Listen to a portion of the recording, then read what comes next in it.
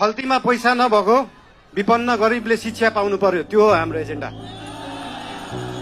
खल्तीमा पैसा नभएको विपन्न गरिबले स्वास्थ्य उपचार पाउनु पर्यो, त्यो हो हाम्रो एजेन्डा। 2 वर्षमा बन्ने बाटो 20 वर्षमा पनि बन्दैन, 1.5 वर्षमा बन्नु पर्यो, त्यो हो हाम्रो एजेन्डा। मान्छेले देशलाई स्विजरल्याण्ड बनाउनु पर्छ भन्छन्, स्विजरल्याण्डको बाउ बढी मालिका यही छ, किन बनाउनु पर्यो स्विजरल्याण्ड? जुन दिन सुदूरपश्चिमको गीतहरू काठमाडौँको चोक चोकमा बज्छ अनि बल्ल जोडिन्छ सुदूरपश्चिम काठमाडौँसँग।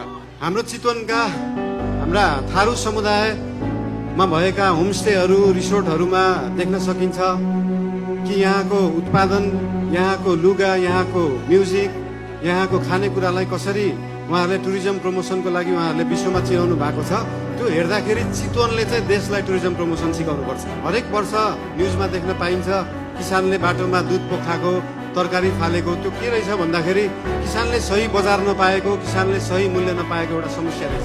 केही सीमित बिचौलिया, केही सीमित नेताहरूको एउटा सिन्डिकेटले गर्दाखेरि पारी जुन अनुदानले कृषि हुन्छ त्यो सस्तो जस्तो देखिन्छ। त्यो सस्तो तरकारी यहाँ ल्याएर यहाँको किसानको मूल्य चाहिँ महँगो जस्तो देखाएर एउटा भ्रम सृजना गरेर किसानलाई मार्ने काम भएको छ, त्यो रोक्नु जरुरी छ। नेपालमै उत्पादन भएको सस्तो बिजुलीलाई नेपालकै सस्तो कोल्ड स्टोरमा सिजनको बेला जुन बेला तरकारी सस्तो हुन्छ त्यो बेला स्टोर गरेर राखियो भने भोलि महँगी हुने सिजनमा सेम मूल्यमा बेच्न सकिन्छ। किसानले पनि मूल्य पाउँछ, खाने मान्छेले पनि सस्तोमा तरकारी किन्न सक्छ। आजको दिनमा डोल्पाको सुन जस्तो मानिने यार्सा गुम्बा विश्वभरि पुग्न सक्छ, तर कर्णालीको स्याउ र मार्सी चामल त्यही चितवन र झापा पुग्न सक्दैन। यहाँको उत्पादनलाई कम्तीमा पनि देशभरि पुर्याउने पार्टी बन्न चाहन्छ राष्ट्रिय स्वतन्त्र पार्टी। जसरी काठमाडौँ महानगरपालिकामा हाम्रो नेवा सभ्यताको नाचगान, त्यहाँको लिपि, त्यहाँको बाजागाजा, त्यहाँका मूर्त अमूर्त सम्पदालाई हामीले जोगाएर राखेका छौँ, त्यसरी नै यहाँ कर्णालीको सभ्यतालाई हामी जोगाएर राख्न चाहन्छौँ। देशमा अझै पनि भोकमरी छ, अझै पनि 4 वर्ष मुनिका बालबालिकाहरूको मृत्युदर एकदमै बढ्दो छ, महिलाहरूको, आमाहरूको मृत्युदर बढ्दो छ, त्यो कर्णालीमा छ।